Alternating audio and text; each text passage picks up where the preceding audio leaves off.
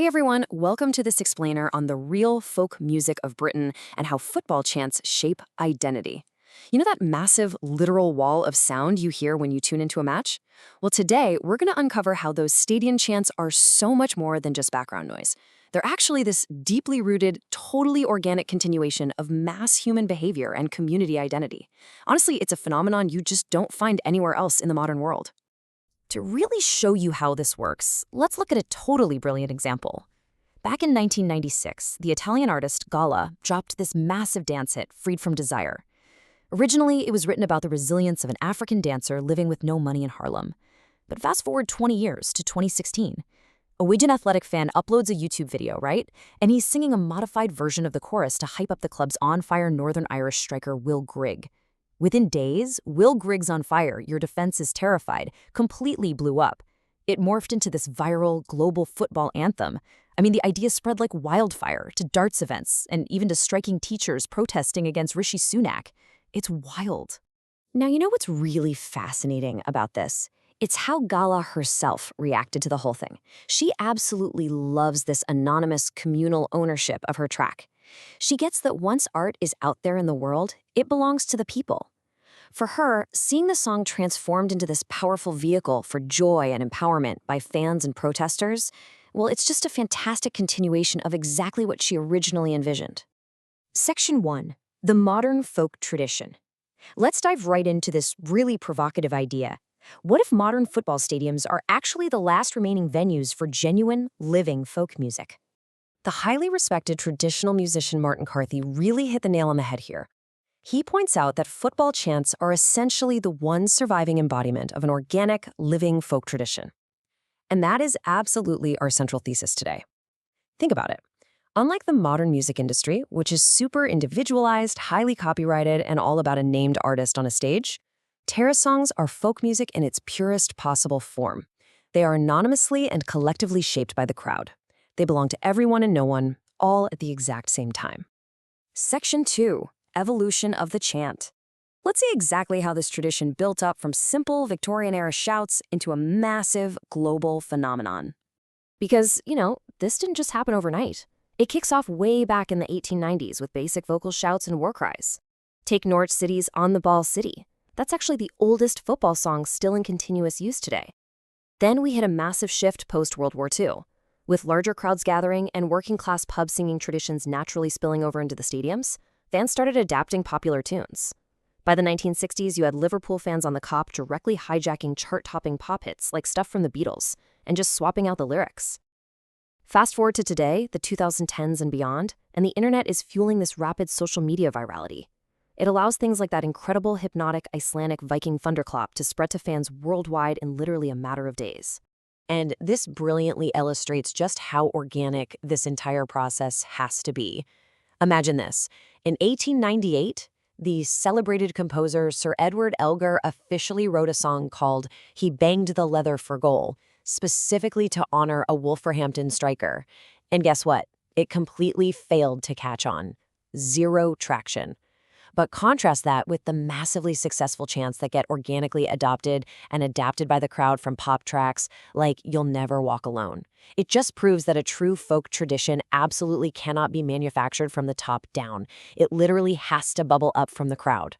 Get this, even the most basic stadium sounds have this rich, hidden lineage. Take the classic, super repetitive British chant, Here We Go. Believe it or not, that organically emerged by stripping down a specific segment of John Philip Sousa's 1896 military march, The Stars and Stripes Forever. It's a perfect showcase of the anonymous crowd's absolute genius for adaptation. They took this complex military march and just distilled it into a punchy, highly infectious two-syllable roar. Section 3. Rise of the Ultras. Because while British fans were busy tweaking pop melodies, a completely different, highly organized, and visually spectacular fan subculture was brewing over in Italy. To really grasp global fan culture, we have to talk about the Ultras. This movement kicked off in Italy back in the late 1960s. The longest-standing group, Milan's Fossa dei Leoni, or Lion's Den, formed in 1968. They would gather in the cheaper stadium sectors and brought this deeply territorial, intense, almost paramilitary level of devotion to the whole matchday experience. So, the crucial takeaway here is that the Ultras fundamentally flipped the script on what it meant to be a spectator. They weren't just there to passively watch a match, they became the tactical 12th player. By bringing in Brazilian inspired drums, massive flags, carefully planned choreographies that covered entire terraces, and some seriously colorful pirate techniques, they made their support an active, deliberate strategy designed to influence the actual outcome on the pitch. Section 4, Anthems of Identity. Now let's explore how these collective sounds, whether over in Britain or abroad, evolved into these sacred anthems of deep tribal and historical identity. Take the absolute icon of an anthem, You'll Never Walk Alone. This actually started out as a show tune in the 1945 Broadway musical Carousel, but in 1963, the Liverpoolian band Jerry and the Pacemakers dropped a cover that hit #1 in the UK charts. It got played over the Anfield Stadium speakers, and the Liverpool fans on the Kop just instantly claimed it. When the song eventually fell out of the top 10 and the stadium stopped playing it, the fans actually demanded it back. Today, it's this incredibly moving hymn of defiance and sorrow that makes up the very DNA of the club. You see a similar thing with The Fields of Athenry, written in 1979 by Pete St. John. It's this really tragic ballad about a man punished for stealing food to feed his family during the catastrophic Irish Great Famine of the 1840s. Yet somehow, it became this incredibly powerful, unifying sporting anthem for Celtic, Galway, Munster Rugby, and the Republic of Ireland. It's just a profound way for crowds to honor historical memory and share collective emotion right in the middle of a sporting event. Section 5. Banter, Rivalry, and Controversy. To fully understand this whole phenomenon, we definitely have to examine the darker, highly complex side of this subculture, where historical trauma often masquerades as terrace rivalry. So, I want to ask you directly, when does banter actually cross the line?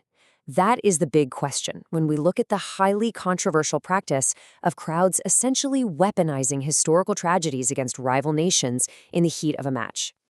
A prime example of this is the English chant, 2 World Wars and 1 World Cup.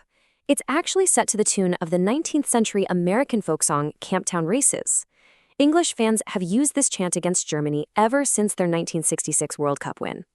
The lyrics very explicitly link that solitary football triumph with the massive Allied military victories of 1918 and 1945. Now, there is an incredibly intense debate around chants exactly like this. On one side, defenders argue that it's just unfiltered working-class expression, a form of terrace banter that highlights historical resilience and national pride, without any literal malice intended. But on the flip side, critics, along with official bodies like the FA, strongly condemn it. They argue that it crosses the line into outright xenophobia, perpetuating ethnic stereotypes, and showing a gross insensitivity by trivializing the catastrophic toll of over 70 million deaths just to score some points in a football rivalry. Section 6, the heartbeat of football. Finally, let's bring all these historical, cultural, and controversial threads together to understand the true underlying purpose of these terrace songs. When you step back, you see that these chants are actually serving 4 essential functions all at once. First, motivation. They lift the home players up. Second, intimidation. They can completely rattle the opponents with sheer volume alone. Third, unity. They bring literally thousands of strangers together to speak with one single voice. And fourth, tradition. They link generations of fans through these shared, continuous rituals. A chanting crowd is simultaneously orchestrating a mental battle on the pitch and building an intense intergenerational community right there in the stands. And that brings us to this brilliant summary of our whole journey today. What unites them all is the same principle: sound as a form of belonging. Whether it's the Ultras with their megaphones in Milan, fans singing folk ballads in Glasgow, or the infectious rhythm of a repurposed 90s dance track in Wigan, these shared anonymous musical rituals prove that beneath the surface, football is fundamentally about profound human connection. So I'm going to leave you with this one provocative thought to chew on. Are football stadiums the last great venues of organic, collective human expression left in our society? Thank you so much for engaging with this explainer. Next time you're watching a match and you hear that crowd erupt, I really encourage you to listen closely to the deep sociology and the living folk history playing out right before your ears. You might just hear something incredible.